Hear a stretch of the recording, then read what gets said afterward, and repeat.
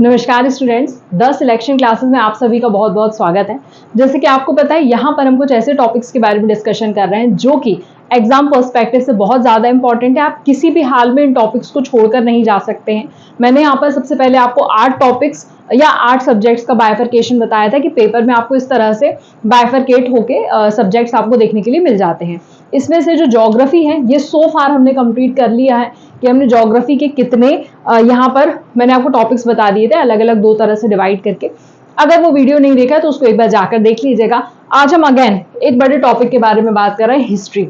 देखिए, हिस्ट्री जो है इस समय पर इसके क्वेश्चंस बहुत ज़्यादा अनएक्सपेक्टेड आ रहे हैं और बहुत ज़्यादा बच्चों को दिक्कत आ रही है कि क्या पढ़ें क्या नहीं पढ़ें।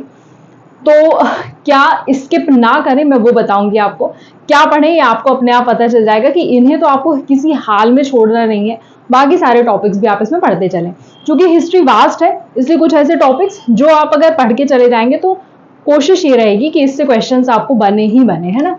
तो सबसे पहले हिस्ट्री को हम अगर बात करें डिवाइड करने की, तो अगेन वही है, 3 तरह से हम इसको डिवाइड करते हैं। सबसे पहले जो आता है हमारा एंशिएंट का पार्ट आ जाता है, फिर हमारा मिडिवल हिस्ट्री का पार्ट आ जाता है, देन फिर हमारा मॉडर्न हिस्ट्री का पार्ट आ जाता है। अब ऐसा नहीं है कि पिछले साल वाले पेपर में मॉडर्न के क्वेश्चंस देखने नहीं मिले तो मॉडर्न को स्किप कर दें, क्या? बिल्कुल नहीं, ऐसा नहीं करना है आपको। देखिए, स्किप कुछ भी नहीं करना है और ये वाला तो बिल्कुल भी स्किप नहीं करना, मैं ऐसा बोल सकती हूँ।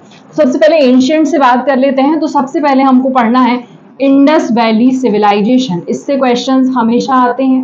तो इंडस वैली सिविलाइजेशन ये बहुत ज्यादा इंपॉर्टेंट टॉपिक हो जाता है।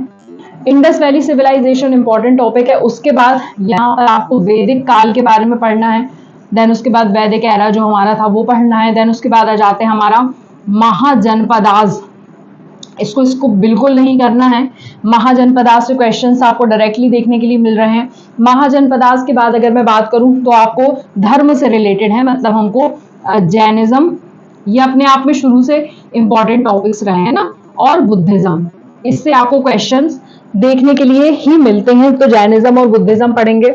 अब देखिए, गुप्ता पूछ के एग्जाम वाले थोड़े से ऐसे हो गए कि भाई गुप्ता पीरियड हमने बहुत पूछ लिया है, तो वो गुप्ता पीरियड पे मूव ना करके कहाँ पहुंच जाते हैं, संगम लिटरेचर में, जिसको हम कहते हैं साउथ इंडिया का हिस्ट्री। ये इसको तो बिल्कुल आप स्टार ही बना लीजिए। देखिए, साउथ इंडिया के क्वेश्चन मैंने जो सीडीएस का पेपर आपको सॉल्व करवाया था उसमें भी बहुत ज्यादा पूछे गए थे। जैसे कि चोल डायनेस्टी हो गया, चालुक्य डायनेस्टी हो गया, इसके बारे में क्वेश्चंस बहुत देखने के लिए मिले थे। तो यहाँ पर संभावना है क्वेश्चन ज्यादा आने की, इससे इसको थोड़ा सा अच्छे से पढ़कर जाएंगे, ठीक है।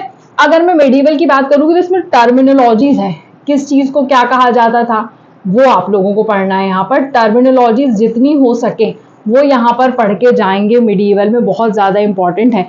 एक टर्म से बहुत सारे क्वेश्चंस आपको देखने के लिए मिले थे, ठीक है, ये आप करके जाएंगे। देन उसके बाद मॉडर्न में सबसे पहले वही है यूरोपियन कंपनीज, यूरोपियन कंपनियों का आगमन।